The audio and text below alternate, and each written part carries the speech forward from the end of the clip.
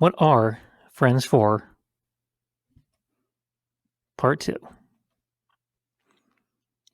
The zombies and the humans were having a gory, gruesome battle for the fate of the planet.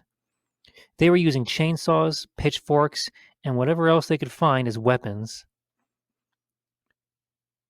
Struggling to keep his eyes open, Ty tossed aside the most recent issue of Howie's favorite comic, Brain Eating Zombies from Planet Q, and went back to the pile. Ty didn't really like Howie's comic books, but he wanted to pass the time somehow.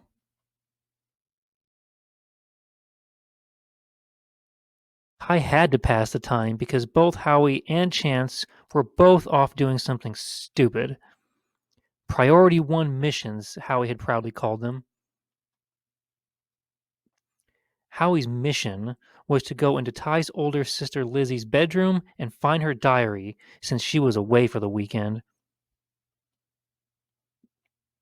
Chance, on the other hand, was to go up to the attic and fetch the old wedding dress that no one was supposed to touch. Whoever got back to Ty's room first with their prize would win. The loser would never come to another sleepover again. And so Ty had to endure sitting all alone. He yawned and kept picking through Howie's comic book mountain. The only break in the silence was when Chance had poked his head in the door to ask which way the attic was. Howie fumbled through the dark room, trying not to make too much noise. After all, Ty's parents were in the room just down the hall. Who knew what they would do if they found him sneaking around Lizzie's room? He even chewed his bubblegum quietly. Stupid Chance, he thought, wrapping a fresh piece of candy and angrily shoving it in his mouth. Ruining my sleepovers. This'll teach him. Chance tripped up the last stair and nearly collided with the attic door. It had chipping paint and was caked with dust. Just the sort of thing Howie would say I was too scared to open, Chance thought to himself. Ever since I moved here, it's been, Chance, you can't do this, or Chance can't do that. He swore to himself that he would win and never let Howie wreck another sleepover again.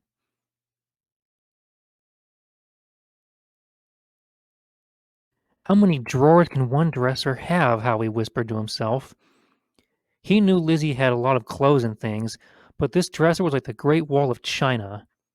He felt ready to quit, but then he remembered how great things had been with Ty up until Chance had arrived. Howie gritted his teeth and pulled open the next drawer, and then he saw a small blue book with the name Lizzie Walker written across the front.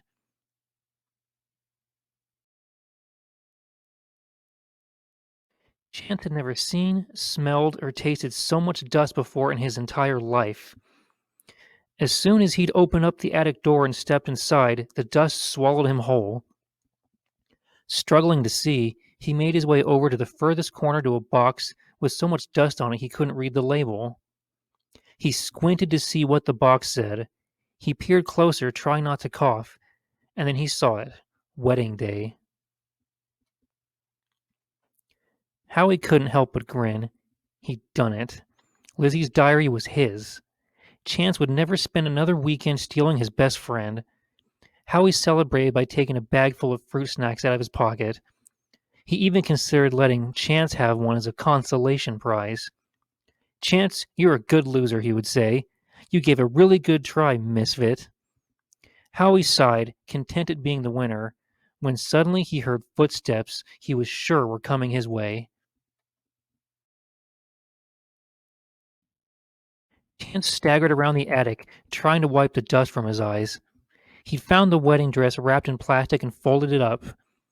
He couldn't help but be happy with himself. I finally got you, Howie, he would say.